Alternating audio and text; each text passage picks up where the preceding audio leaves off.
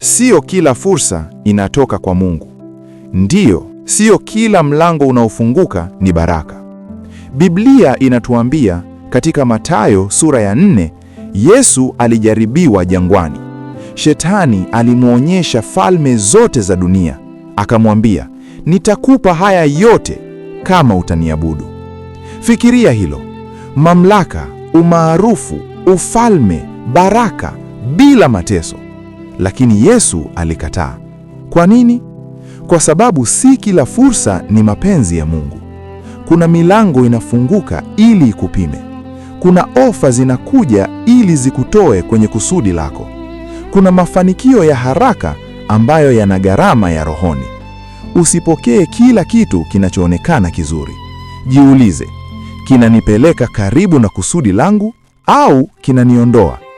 Kumbuka, fursa inayokuvuta mbali na mapenzi ya Mungu, hata kama inaonekana ya dhahabu, si baraka, ni jaribu. Chagua kusudi, siyo haraka. Asanteni sana na Mungu awabariki.